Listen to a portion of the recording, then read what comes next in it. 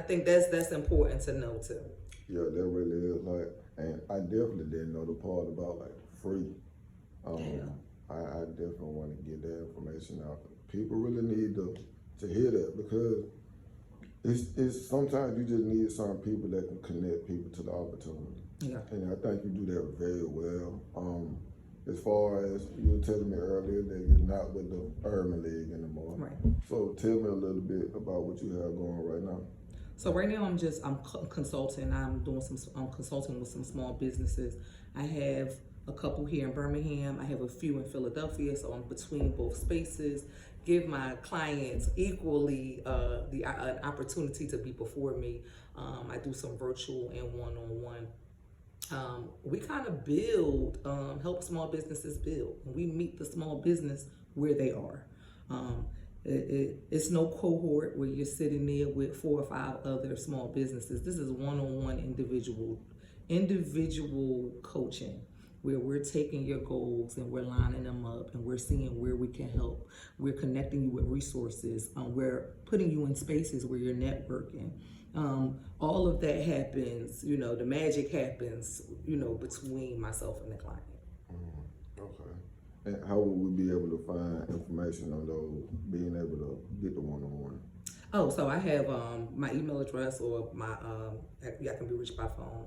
I'm building a website. Again, I've just started this within the past 30 days. I actually just started like promoting and pushing out. So all of my websites and everything are being built right now. But I do have a link directly to my calendar. I think I sent it to you for you to get this interview on the books. But yeah, I try to be as streamlined and efficient as possible because cutting costs on my end helps me offer services at a better rate, sometimes at no rate to my clients. And I still work with the Urban League and BBA, Prosper, Rev, the city of Birmingham. I am not as large as them. I can't, provide all that they can, but I can kind of direct you into which direction to go into. There's a lot of stuff out here, right? So you don't. The thing is to try to cut some of your time so that you can do the business that you're here to do and make some of the money that you need to make. So there's no. Let's cut some of these, different attachments. Going here, signing up for this cohort. Let's sit down one-on-one. Let's talk. Let's put out a plan and let's execute. And let's walk it down. And then at the end of the day, guess what? I'm gonna hold you accountable. I'm gonna call you in 2 weeks and say, all right, did you check off this one, that one, and that one? Where are we? You wasting my time? You wasting your time? I'll be your accountability partner coming through that whole process. Okay. And how important do you think it is to collaborate with as an entrepreneur or as a person like looking for a job? How important is it to connect with the organizations that we have in Birmingham? It's vitally important. And for them to want to collaborate, for everyone is on the same page. I can say that. All of these organizations are on the same page. They all want to help.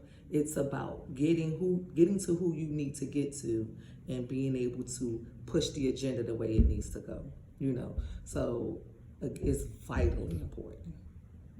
Okay. And I know you work with the youth also. Yeah.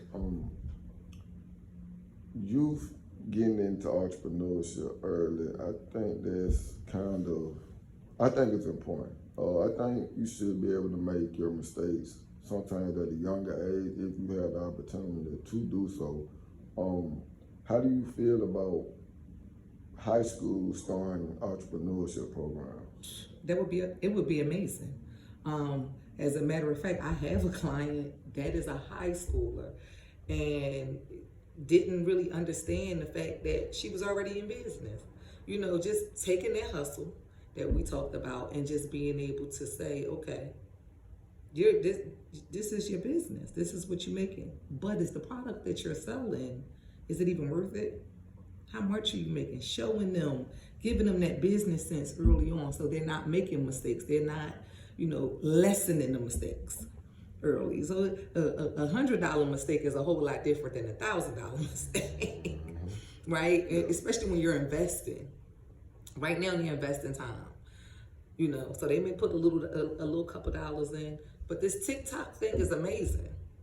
So if I could put on a shirt and tell you where I got the shirt from, and I'm ticking and talking, and my bank account going up, and this is how I talk to the children, and and you know, I'm getting cash apps or deposits to my account.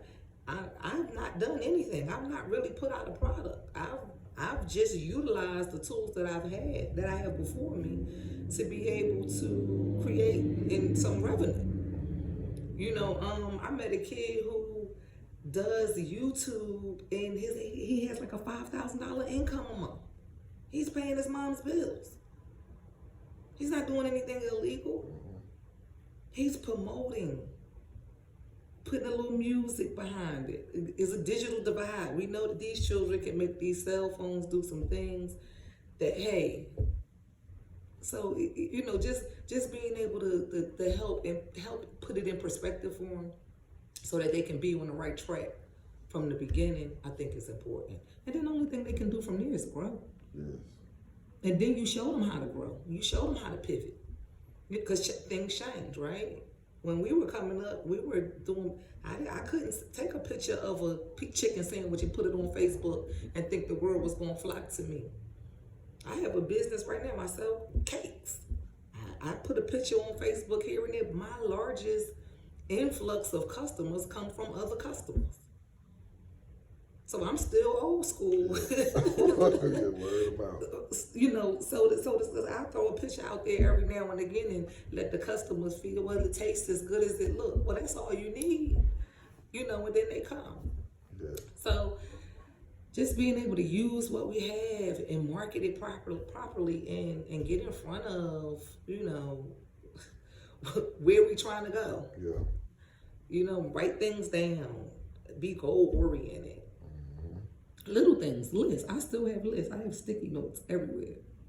I have a cell phone. I don't use it like I should. You know, I think that might be one class we need to start. You know, how to use this smartphone like it needs to be used to create lists, to keep ourselves on track. You know, because that's a lot of times that's what happens. We get off track.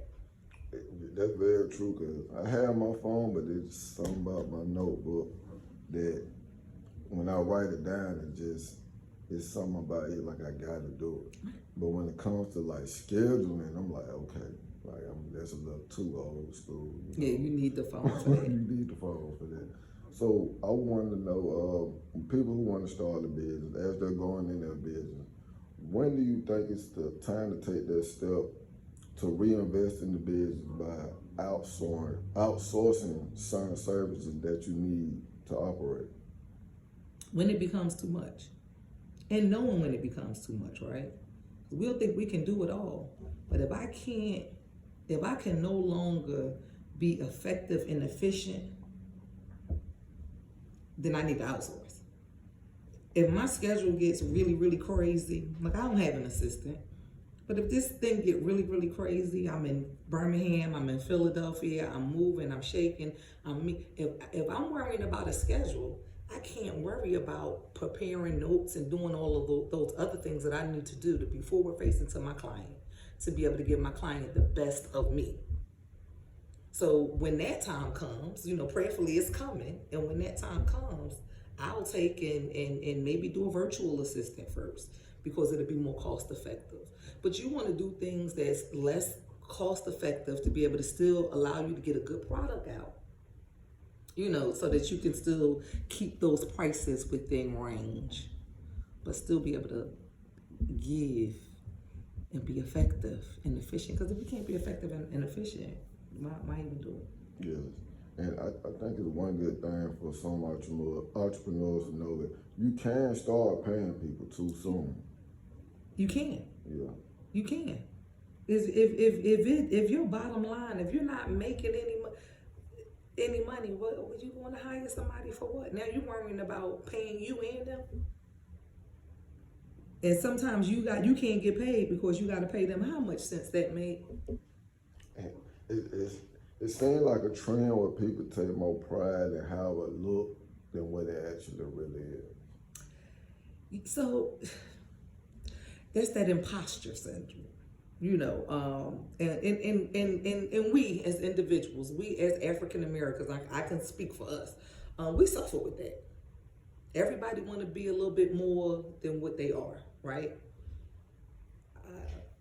That's a hard thing. I show up every day as Aisha. It's easy. Everybody else is taken, right? Right. So, you know, that the advice I can give to an entrepreneur or to anybody, man, show up as yourself. I promise you, it's easier to be you because you don't have to forget who you were trying to be at the last meeting. You remember who you are because it's you. Once you start this whole facade, you have to live up to that, and it's not a good space. It's costly too. Very much so. Very much so. Yeah, that's gonna be a good clip right now. Yeah, that's gonna be a real.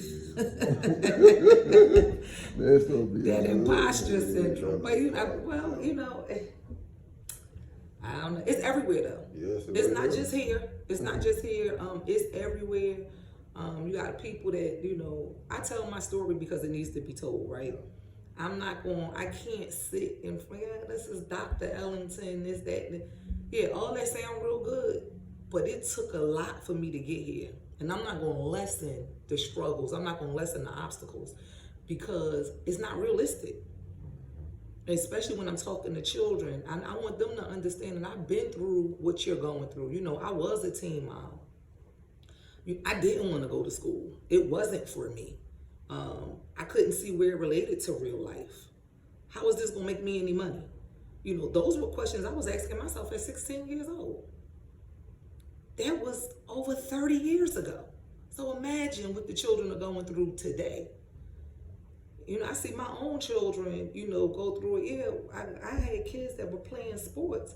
Yeah, I can't afford those shoes. I didn't buy J's. Yeah. I didn't buy them. It's just something that I didn't buy. Yeah, my mom didn't either. You know, you want J's or y'all want to have steak tonight, right? So this is a choice.